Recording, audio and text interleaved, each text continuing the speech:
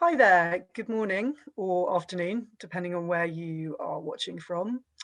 Welcome to our THE Campus webinar, looking at what has the pandemic done to the war on attrition. I'm Miranda Prynne, Content Curator for THE Campus, the new platform launched by THE offering peer-to-peer advice and best practice in online teaching and learning.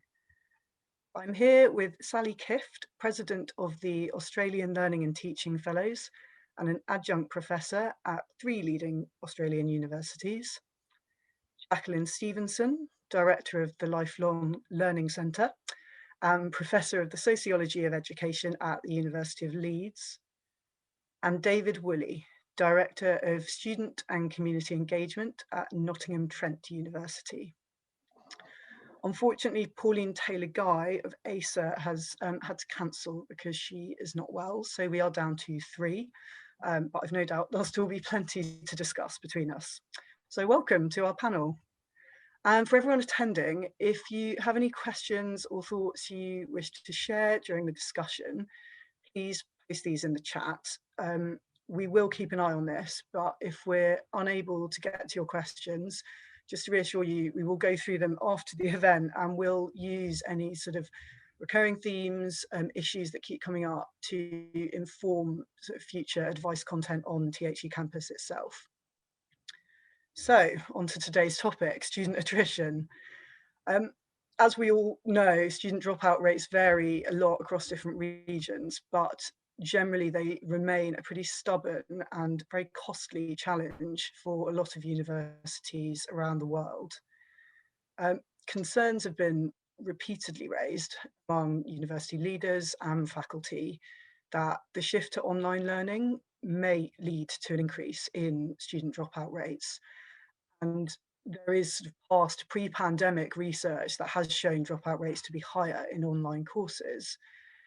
So I suppose the first question I'd like to put to the panel is, do they think this is proving to be the case? And if so, is the online mode of learning actually the cause? Sally, perhaps you could start? So thank you, Miranda, and welcome everyone, and thank you for joining us. And I'm very pleased to meet my co-presenters. It's too early to say at the moment what the effect that COVID has had on the rates of attrition.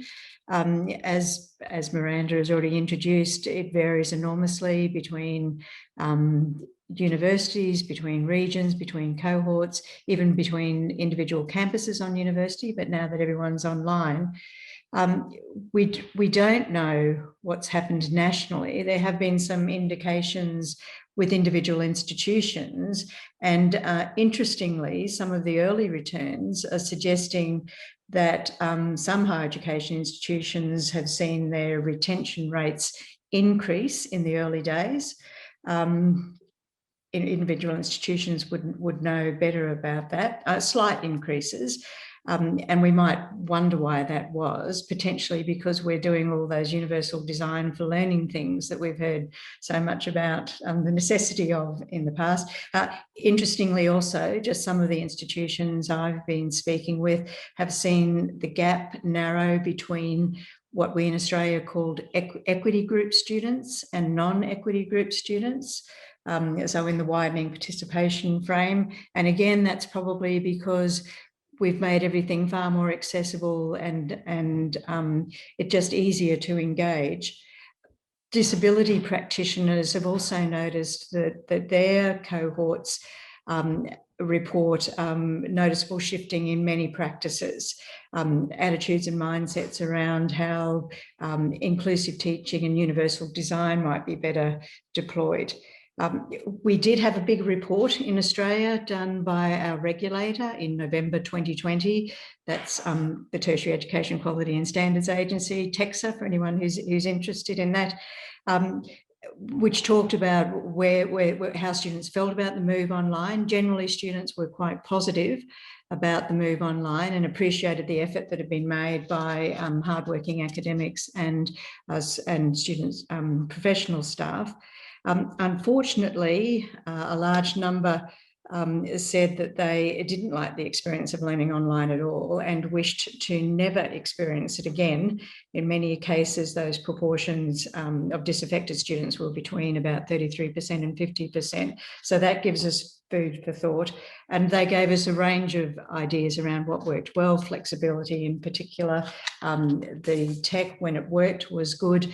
But more importantly, I think the things that needed improvement and the critical issues that were identified were around IT issues. That was both their own students' own capacity to and capability to access the IT, and also staff expertise.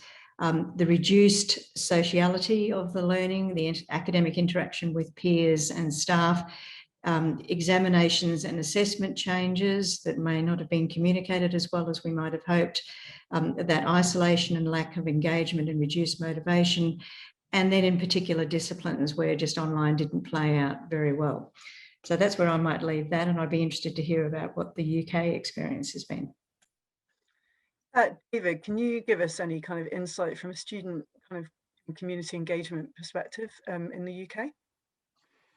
So much of, I would agree with much of what Sally just said. From my own perspective at Nottingham Trent University, we've seen a reduction in engagement with the university, with learning at the university, but that hasn't equated to a reduction in, or an increase rather, in withdrawals from the university. Probably down to the pandemic, but too a bit early to say, and we are doing a great deal of consultation with students, and they have given us that's what they have indicated to us. Real motivation is low, and that's understandable. I think motivation in everybody is low.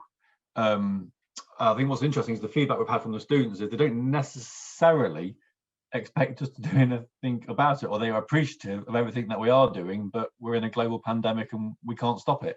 So everyone's feeling quite demotivated, but to date that hasn't played out into increased withdrawals.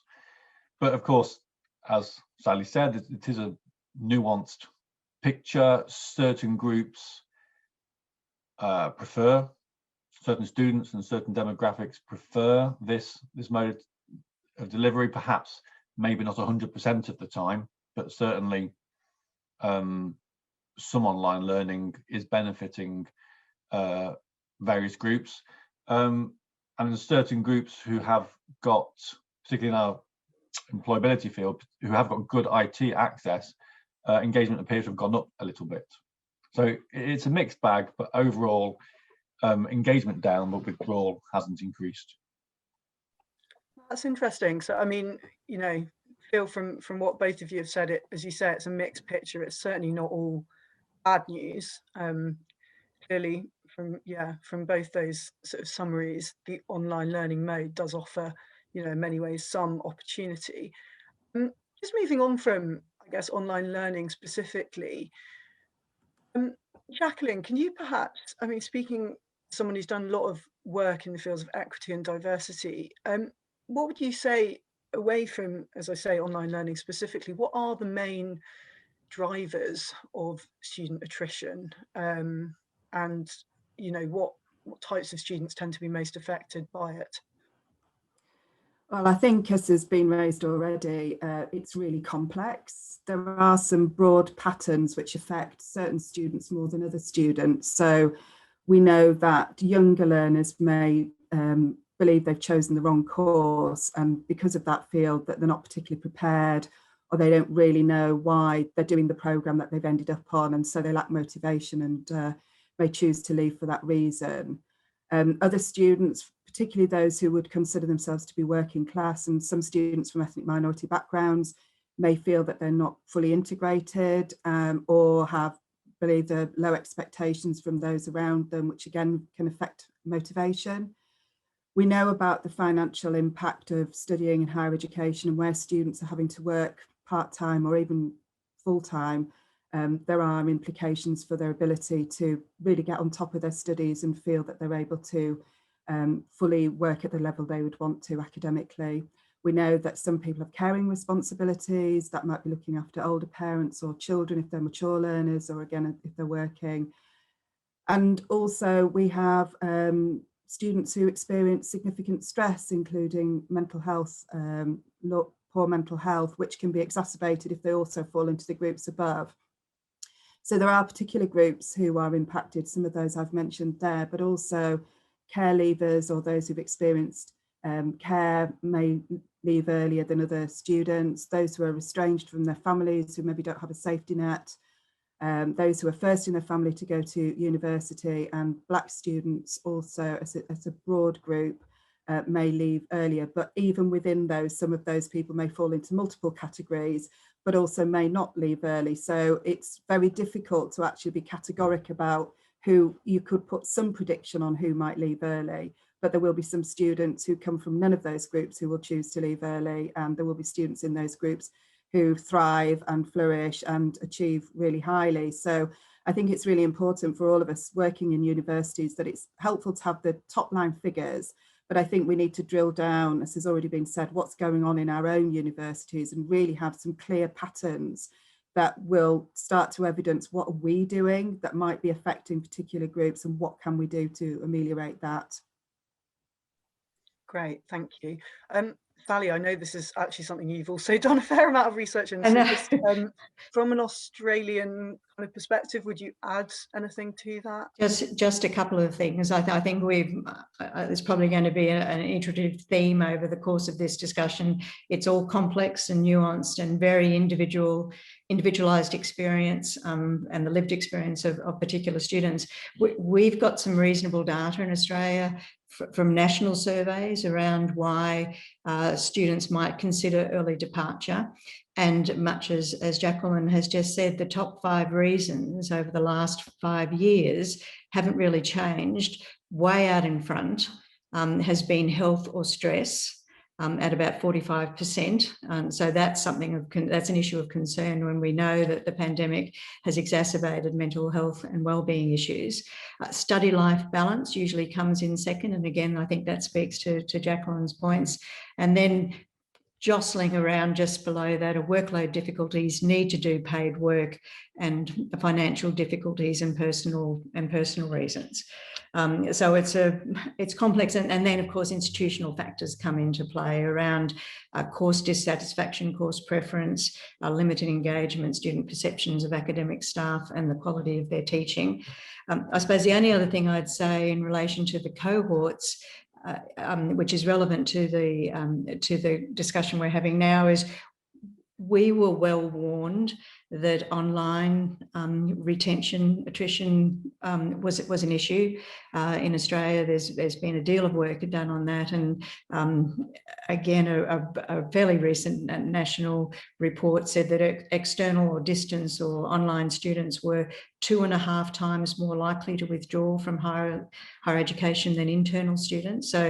So they're an at-risk cohort. And then again, as Jacqueline said, the intersectionality of the disadvantaged factors, of the disadvantaging factors, including part-time, potentially mature age, and in our instance, we have Indigenous students, Aboriginal and Torres Strait Islander students, who are much lower represented in higher education. So it's again a complex picture, but I think we know essentially what the issues are, and the onus is now on institutions to meet the students halfway on this and adapt their approaches and practices and curriculum and delivery to support the students. Yeah, we'll definitely come on to what individual institutions can be doing to try and sort of support these more at-risk cohorts and indeed all students. But just if I may, sorry, sticking with you on this same theme, how do you think the dropout rates have been affected as a wider higher education policy and the changes that go with that, and indeed, kind of economic fluctuations in recent years? How affected is it? Again, luckily, we've got some good reports, because there was a great deal of moral panic In Australia, we had a demand-driven system. Essentially, the government took the caps off places, and universities could enrol as many students as they wished to do so. It was a very good widening participation initiative, and we've seen rates of underserved students increase considerably. We're still struggling with regional and remote students and Indigenous students, but generally most of the rates have risen. The moral panic was around, of course, all institutions were dumbing down their entry standards, and therefore, obviously, we would have great and higher rates of attrition. What has been made clear is that what in Australia we call the adjusted rate of attrition. It's adjusted because they're not students who might leave one institution and not lost to the sector if they go to another institution. So the adjusted rate takes that into account. And what a report from the regulator has found is that those rates, and the Higher Education Standards Panel in Australia, that those rates have remained relatively stable at around 15% over a decade or so. Of course, again, there's been fluctuations over that time, but there's been no great increase in attrition because we're taking in students that on some people's assessments don't deserve to go to university, and we probably need to flush that out at some point, given the general situation with Industry 4.0 and COVID and the need to lifelong learning, education and retrain. So the broad answer is no, it hasn't changed dramatically. In Australia, unfortunately, now the caps have gone back on. So universities are only funded to take certain students, and that's caused problems in the COVID circumstances. While we've lost a lot of international students, a lot of domestic students, of course, can't take gap years and do other things that they might have done. So there's been displaced workers are going back to higher education. So the demand-driven system would have been nice to have in place at this particular point, but we don't have that any longer. And David, in the UK, have you seen do you feel that higher education policy has had any major impact upon student dropout rates, student retention? I think the challenge is, for a long time, we thought that higher education was the solution to all problems, and that all we had to do was to get more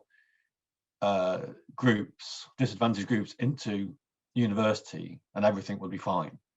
That we had nothing to change about ourselves.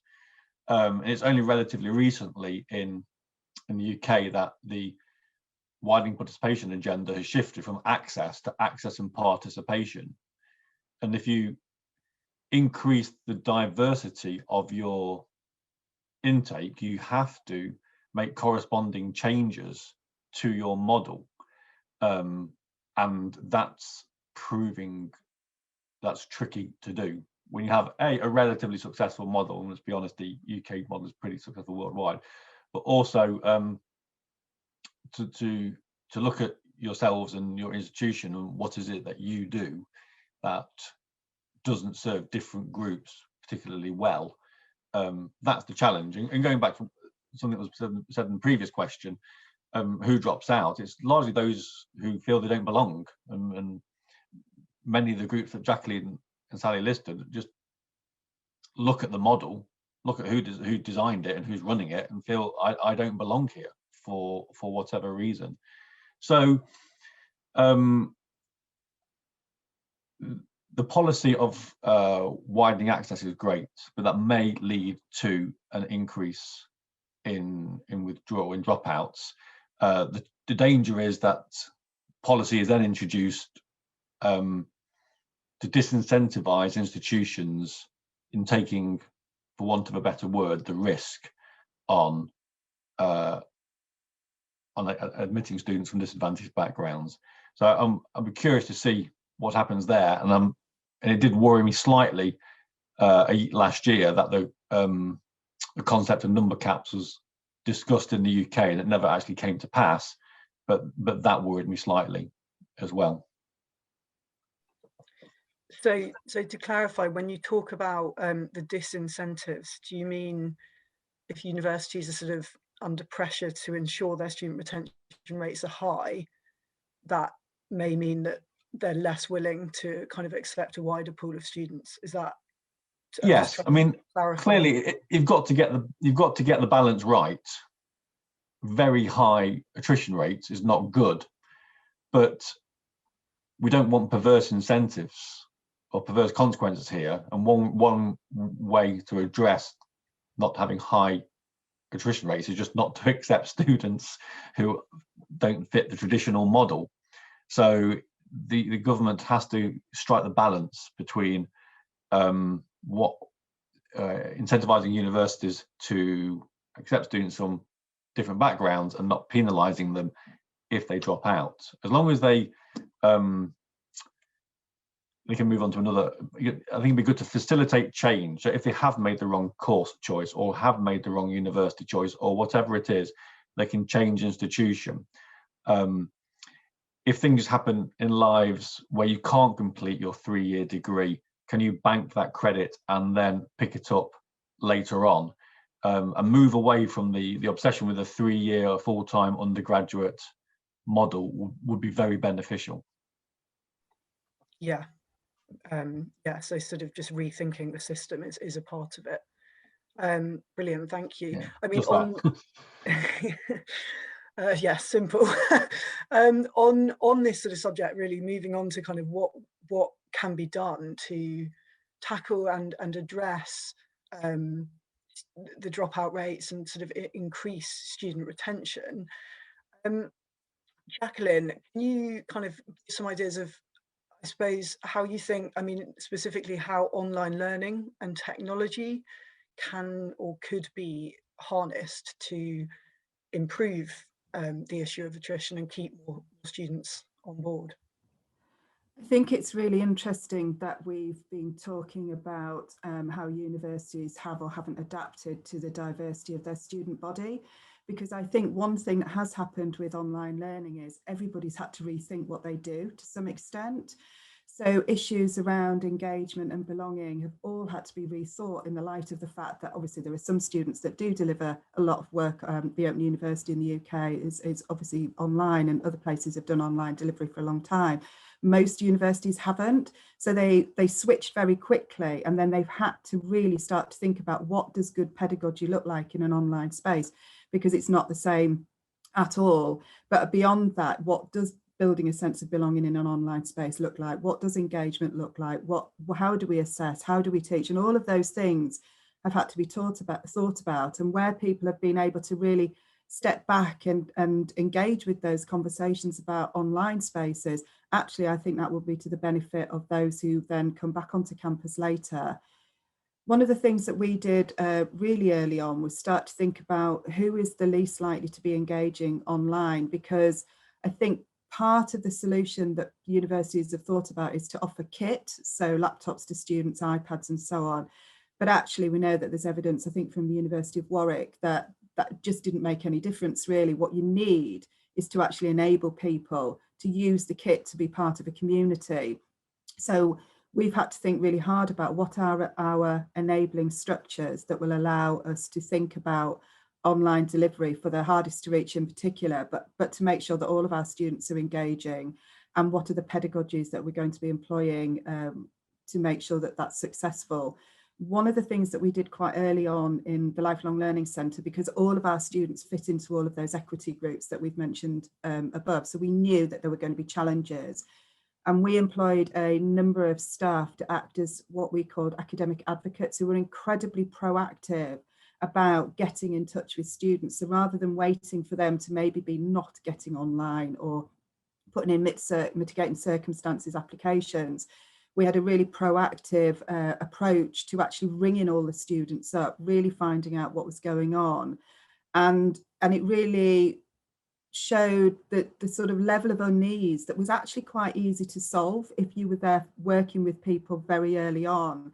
So that unwillingness of students to put their cameras on, they really didn't want to. They're living in, constrained circumstances sometimes with other people around them, and actually enabling people to be forgiven for a lot of the things they couldn't do with tech by admitting we were struggling as well. Actually finding out what was really causing problems for people, because going back to what we were saying before about why people drop out, it's a combination of different things. There's never a reason why somebody chooses to leave, but it's come out of multiple things. And then really making sure that we offered a wraparound support for all of our students, so to try and approach the problem from multiple different perspectives. So we can't offer simplistic quick fixes that just based solely on deficits. We have to think about approaching this in terms of what we can actually put in place and make it really comprehensive. And of course, that's taken time and it's taken money, but we have found it's been really advantageous in keeping students going right up until Christmas. I did want to say one thing that I think might be interesting is to look at what happened after Christmas, because historically in the UK, a lot of students have chosen not to come back after that first break because of homesickness, whereas a lot of them haven't come back after that break. I mean, one of the things is we actually don't know who's on our campuses at the moment necessarily, or who's back in the study town. And of course, a lot of students have stayed, but it may well be that a lot of those students who would have dropped out at Christmas, because they're still living with family at home and they're being supportive, have chosen not to. So I'll stop there. I mean, it's interesting that last point you make, because it just shows how very nuanced things are, that these small changes can kind of have an unforeseen impacts. Sally, in Australia, have you seen a similar, I suppose, rethinking of this sort of approach to like teaching, pedagogy, engagement due to the move online? And you know, how do you, if so, do you think there is kind of room there to actually improve on the existing problem of attrition? Absolutely, and I think Jacqueline's really hit the. So I'm a lawyer by training, and I live in a dark hat world. So being positive is not my natural resting position, but I'm actually feeling quite positive about this. I suppose I should acknowledge in the first instance that this has come at considerable cost to both academics and students and professional staff in our institutions that have worked long and hard in very difficult circumstances, the same circumstances that our students have found themselves in, to try and do the right thing and deliver engaging learning environments. And so I don't want to disrespect that enormous effort and the issues that are there, but there is an opportunity here to completely rethink how we have gone about our business. And that's, I think, was what Jacqueline was pointing to. I think one of the biggest gains has been in assessment practice, where almost overnight the exam, which everyone was boo exams, we've sort of managed to turn that whole thinking around. So there's real opportunities there. I think that the great advantages in online, apart from everyone levelling up and being in the same boat, have been that we really need to have gone back to basics and think about, with great intentionality, what it is that students really need to do to learn in our environments. And we've sort of tried to step them through that process, and it will be iterative. We will have made mistakes and it won't have been good, but I think we can come and have another go at that.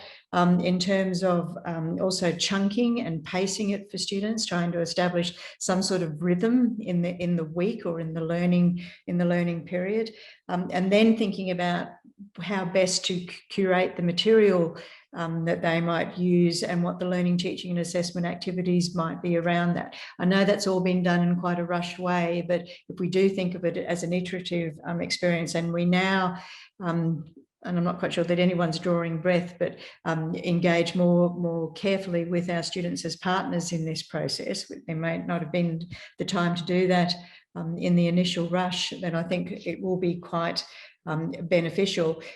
I think we've learned that we need to do the scaffolding of the learning much more explicitly, and be very clear about the organising and sequencing, which again is just good curriculum design and delivery, but because it's so disassociated from that sociality of learning, I think we've done much better in that space. And I suppose I'd also like to say that I think it has occurred to a number of colleagues, both professional and academic staff, the enormous cognitive load that students are under and the potential for cognitive overload here, when we're asking them not now just to engage in new content and discipline knowledge and new skills learning, but also they need desperately to engage with the platform, and they need to learn how to learn online, and they need to manage, in the context that we're speaking there, multiple transitions in the first year experience context, and as many of them do now, they're seeking to manage their mental health and well-being and a range of other responsibilities. So I think we're being more compassionate and caring about that because we're experiencing it ourselves. I have another killer point that I want to make, but I might just leave that for a bit later on. The anticipation. And just, I suppose, away from pure kind of teaching pedagogy, David, on a more kind of student services, like kind of holistic student life perspective, what do you think can be done using sort of technology available and move to online to help with this particular problem? I think one of the biggest, we have found that one of the biggest determinants of success at university is, when life in general really, is engagement, and securing the engagement of students in A, their courses, their academic life, and B, the wider university. So we have a learning analytics tool. It measures the digital footprint of each student's engagement with their course. So attendance at lectures or use of the library, 6 or 7 feeds that go into this, and it produces a daily engagement rating for each student, and the rating over time, but not as much time as you'd think. The rating over time corresponds closely with their progression through the course. So there's an awful lot you can do in the old world in terms of measuring their engagement. Again, the more online it is, the more you have to change the algorithm and change the touch points, but you can do all of that. So technology can be enormously helpful in this. Our tool doesn't measure the broader student experience engagement. There's a bunch of studies showing the importance of that. So we could equally just create a tool which measures their engagement in students' union, in sports, in music, or whatever it is.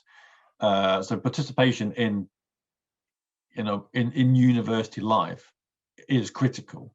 The big caveat with this is these tools might tell you what the problem is and which students are struggling for whatever reasons. They don't actually tell you what to do about it. So there still needs a great software, needs great people to interpret what it's saying and come up with an intervention. But yeah, it can, at the very least, it can tell you who you need to focus on. Miranda, can I come in on this? Because I can see that there's a question on this in the chat about the use of the sort of surveillance of students, and it is a very emotive area, isn't it, and a careful balance. And I think what we must be really mindful about is not approaching this from needing to fix students so that they meet our metrics and our need to have our figures better, or it's really thinking through what an ethical approach to gathering data on students looks like and why we're choosing to do it, and done well can really enable us to step in gently at the early stages and offer the support, and when we know what it is, David, obviously when we've thought that through, but I think that it still feels perhaps to students like we are monitoring and measuring everything they do. And I think perhaps we need to do more work, and David, you may have resolved this issue, but more work to actually help students to understand why we're gathering information on them, how we're going to use it, how it would be used in a supportive way. because I think for those at the receiving end of it, it can feel very much like they're being surveyed but for everything in not necessarily a positive way. Yeah, I think I mean, that's absolutely right. And this goes back to an earlier point about the need to engage with students as partners. So when we set this up, we did it in conjunction with the students, and every data feed that we have put into the system, we have discussed with students, and the ones that are in, they are happy with being in there, the NTU students, and we made other suggestions that they weren't happy with going in there. The key is, as Jacqueline indicated, is how it is set up, and have you done it? So the NTU system, the students have access to the same data, the same results as the staff. So staff don't know anything about the students, that the students don't know themselves. So that kind of, the aim is to make them, the students and the staff, partners in the learning journey, rather than some sort of surveying how they're doing and then dropping in. And you're right, Jacqueline, half the time it's not what does the student need to change, it might be, well, what do we need to change, or what can we do together to make this a success. But yeah, student engagement and treating the student as a partner in the journey is key to the whole thing. Otherwise it is just surveillance. Yeah, very pertinent point. And actually it kind of brings us on very nicely to this kind of next point of, you know, what should universities, university leaders kind of be doing? What should they change, I suppose, or look to change in their approach to tackling attrition and keeping students engaged? I don't know, Jacqueline, if you could kind of, going on from what you were saying, share some ideas on where you think universities need to put in the work to support in this. I think you're on mute. I knew somebody would fail, and it has to be me, doesn't it? So I think the first thing is obviously make sure your microphone's on during all teaching sessions. I think what we've tried to do is to really try and think, again, in the Lifelong Learning Centre, it's perhaps slightly different for us because we know who our students are. We're a relatively small number of students, and we know the sorts of backgrounds that our students tend to have when they come to us. So we think through working with our students in partnership, as David has said, really from very, very early on in their contact with us in the university. So sometimes we'll be engaging with students 5 years before they actually come into the centre. So our approach is really to think through every sort of pinch point that there might be and the reasons why those students might actually have difficulty. But because our community is fairly coherent, incredibly diverse, but fairly coherent in that they're all students who come from some form of widening participation background broadly, we can do that. I think it's more problematic where you have students scattered around universities where the dominant student makeup is of a particular form, tends to be younger learners who've maybe come straight from school, perhaps more privileged and so on. And then you have individuals who are scattered, and it's really hard then to actually think about, do we bring those students out for individual attention and make it really problematic for them? How do we meet an individual need within a community? How do we engage with those students on a very individualised basis, particularly when personal tutors might have dozens of students that they're trying to work with? I think it foregrounds a really important issue around the role of the personal tutor, because I think the idea of the historic idea of the academic to sort of impart knowledge has shifted massively over years. And as academics have moved more into the personal tutoring realm, and we're dealing with students with more complex needs, then there's a real fine discussion that needs to be had is, you know, what is the role of that person in supporting those students, particularly when you are dealing with people who maybe do have very complex circumstances? How much intervention should be done in that relationship? But if we pass students off to work with the sort of the services of the university at higher levels, sometimes they can feel quite alienated from that. It feels less personalised when they're first being passed over from their perspective. So I think it's a really fine-grained approach to think about what can be done at an institutional level, what has to be done at a more local level, to what extent should we be focusing on individual students. And so pointing out from their perspective that they're somehow in deficit and that we need to sort of work on those, fixing those deficits.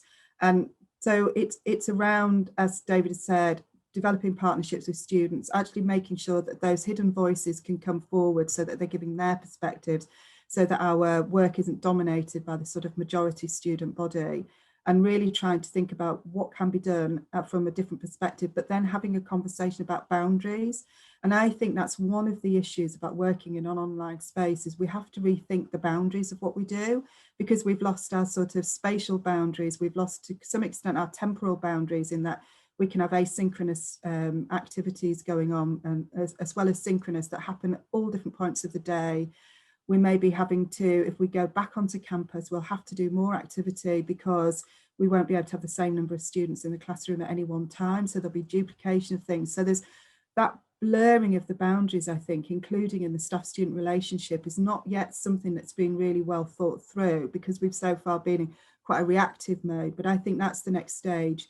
It's really rethinking what is the academic and their place in this, or the support staff, professional services members, staff, and what is the student and their place in that. And that would be a really interesting conversation I think we could move on to. Great, thank you. Sally, in Australia, what, would you say the same applies, or are there some quite significant differences? Well, I think so. We're a bit behind the UK in terms of students as partners, though we've gathered momentum considerably over the last few years. So I think we're in that space. We've got some great exponents of learning analytics, and well across the ethical and issues around data, and the fact that these are student data, and they have an interest in what's done with it, and it needs to be applied to their benefit with their consent and approval and input. One of the things that I think, this is my killer point, one of the, just to preface it, you might not agree, I'm sorry if I'm going to disappoint, which I generally do. One of the things that I think particularly happened, and it's off the back of comments that David and Jacqueline have already made, is that we've modified in this most recent environment our policies and processes to be more accommodating of life circumstances. So I think in the past, we judged all students by the needs of typical students. That's been historically underpinned by principles of equality rather than equity, and has led to quite inflexible practices and approaches that have really disenfranchised and undermined the success of underserved students. The general approach, though this is starting to come back again now, but the general approach over COVID has been to significantly relax strict policy provisions to accommodate the challenges that students are facing in these complex and complicated times. So we've altered admission timelines in Australia. We've made we've relaxed issues around assessment, grading, and timing for accommodations, for example, for special consideration or extensions or deferrals or reasonable adjustments. We've granted course withdrawals and leaves of absence in circumstances where we might not otherwise do so. There's been a reluctance to record failing grades. Generous financial support has been made available in circumstances where it's not otherwise happened, and we've modified entrance pathways for secondary students. Aware that the QAA in the UK had a whole page on its website around no detriment policy. So they're the sorts of things that I'm talking about. These are all issues that advocates for underserved and disadvantaged students have long been arguing for. Why not take into account complex and complicated life circumstances such as loss of employment, moving house, domestic violence, natural disasters, a pandemic perhaps. It'd be nice to think that we might retain some of that going forward. And I think our institutional leaders and policy advocates need to think, what did we lose by doing any of that, apart from being more caring and compassionate and responsive in a learner-centric way to students. The other thing that I think we've seen great inroads into, and I'd like to see continued, because everything's been online, the greater emphasis on accessibility formats of the resources that we deliver.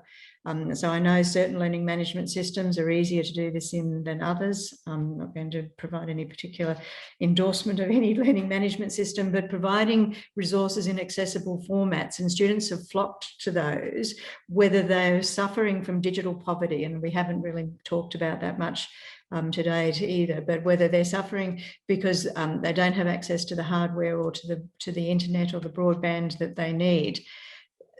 They've chosen, I'm not quite sure, we can talk about, you know, walked the talk or gone with their feet to audio and tagged PDF and EPUBs and HTML, because it's easier for them to do that in an asynchronous way, and that's where the flexibility comes in. It's all been made available in advance in more accessible ways, which has, I think, opened up opportunities for, again, in Australia, we would say equity group students to engage more fully in the whole of the learning experience, which many of them have been trying to do online in the past, but we've not been appropriately accommodating of that. That's brilliant, because I was wanting to move on to this idea of flexibility. There've been obviously sort of calls for, you know, different and new modes of learning, and kind of, you know, the issues around lifelong learning and kind of more micro kind of modular courses and all sorts. But I think we can all agree the move to sort of online has forced a lot of these conversations to be sort of propelled into the spotlight a bit more. So Jacqueline, what are your feelings on sort of, you know, should universities be more flexible in the way they offer their courses? And earlier we even talked about sort of, you know, does a dropout have to be a dropout? Perhaps it could be more of a study pause, arguably. What do you think could be sort of done here realistically to make things, well, to increase accessibility through flexibility, really? I mean, there are some really good examples in the sector of places where very flexible learning is offered to students and it's highly successful, but it does come with a price for how you structure, organise and resource that sort of delivery. So it has to be thought quite carefully. My slight concern is, again, going back to what we're asking of staff, there is a limit to how much we can actually put on staff in terms of their uber flexibility, as it were. We can't require people to be working 24/7, including weekends, and doing everything. So I think there is a conversation going back to that idea is, what are the boundaries that we want to put around what we want to do? So of course, more universities now, I suspect, will look at global online learning. But again, if we're going to offer things to people all over the globe, that has an impact on when are people actually going to be teaching some of these sessions, because if not, we default back to purely asynchronous learning, etc. But I think that idea that we've always had a bit of a boundary between work and higher education. So you either went to work or you went into higher education, or you tried to manage the two at the same time. But building opportunities where people move more seamlessly in and out of higher education and in and out of work, so that they're looked at as a continuum of the other. And that means we have to think about how student loans can happen. We have to think about funding models. We have to think about employer relations more than we've done to date. But I think that part of the problem for attrition, which we haven't mentioned so far, is that there aren't that many choices for some young people anymore in terms of being able to go into a profession that they might be interested in without getting a degree. Whereas if you actually made it so that it didn't have to be a binary between those two things, there wasn't the great binary between vocational and academic, there wasn't the binary between employment and study, and people had ways of moving in and out. So credit accumulation being one of those things, micro-credentials, but actually recognising that I think what has really come to the fore with the pandemic is everything is going to be more flexible and more fluid, and that's okay. But we've now got to find out a way to do that. We've got to think about the structures, the enabling structures for that to happen, because it's all right saying it in principle, but it's the practice of putting this in place. And if it's done badly, it's going to be really damaging. Yeah, of course. And do you think that's where sort of university leadership really needs to step in and play a role in assisting faculty to sort of manage those boundaries, really?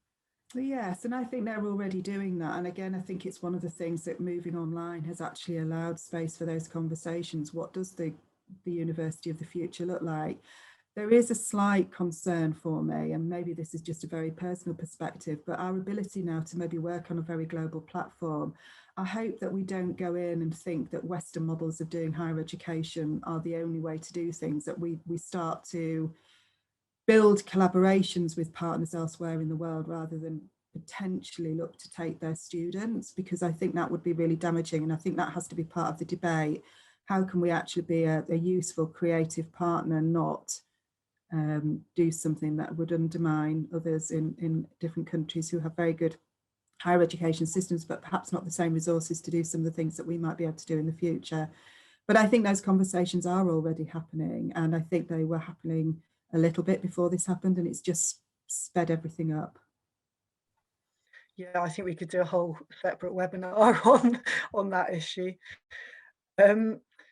David, from your perspective as someone very involved with the kind of student engagement side of things, I'm intrigued to hear how important you think this idea of engagement and essentially sort of making students feel part of the university community is to sort of keeping them on board for the 3-4 year course that they're enrolled in.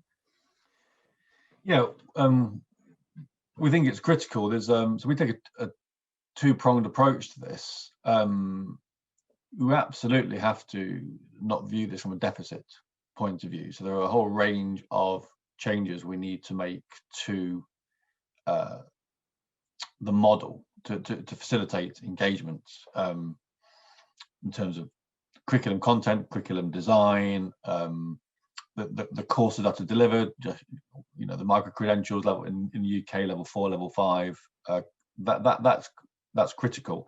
And by changing the model, by diversifying the model, more diverse groups will feel that they belong and can engage. On the other hand, that will take a long time. And so I do think there's a role for universities to a certain extent, equip different groups to manage, to better manage engagement with the university, to facilitate their engagement with higher education, whilst the sector's sort of getting its act together. So we do a lot of work at NTU around, particularly with students who have just arrived at the university, so a compulsory welcome workshop in the first year, which in the first week rather, which focuses on, for example, myth busting. For example, the idea that absolutely everyone's having a great, well, the idea that this is going to be the time of your life. Everyone's going to have the best 3 years of their lives, and no one's got any problems. I mean, that's a myth. That's not.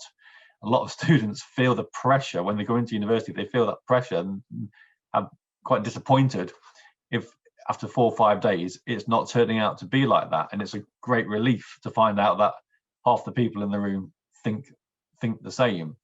Other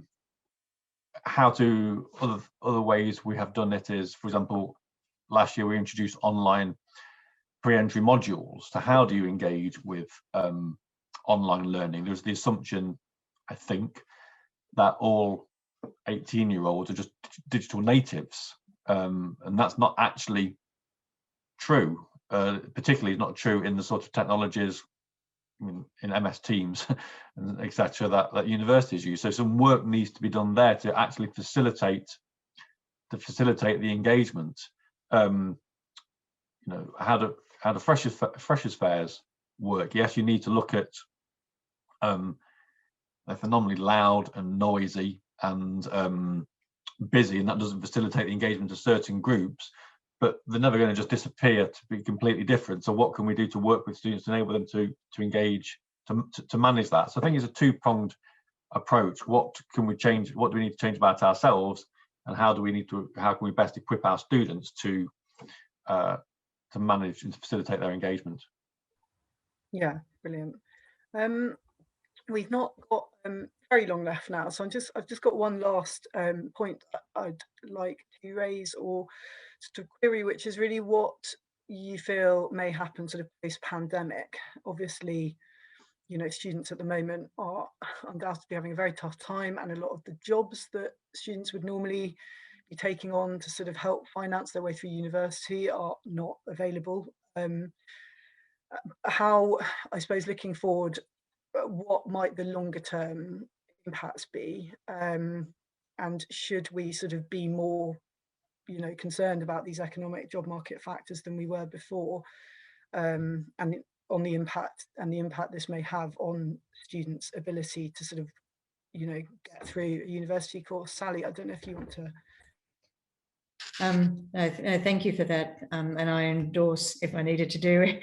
So the comments that both Jacqueline and David have made around the range of issues before, but well, yes, I think we do need to be quite concerned about the economic and job market. I mean, to start with, we do need to think about what higher education's role is in post-secondary education and what that lifelong learning ecosystem that Jacqueline was talking about, how that plays out, and then how we might articulate that to our learners who are workers. I think learning and working is very interchangeable now. I notice that UNESCO now talks about lifelong learning as a human right, and I think that's about where we're at. So we have to think about what these employability rather than employment, because employment is so stationary, factors might be. If for any reason institutions have held back on embedding career development learning in core curriculum, so that's that capacity to equip learners and workers to manage their careers over their lifelong progression, and there are assured ways about how that might be done from first year to final year, in tandem with the development of employability skills, and I think that needs to be emphasised. I think we need to have realistic discussions with our students. So I'm very grateful to you for raising the issue around students not being able to support themselves as they put themselves through study. I know our students are very diverse, but the pandemic has particularly hurt young workers, young people.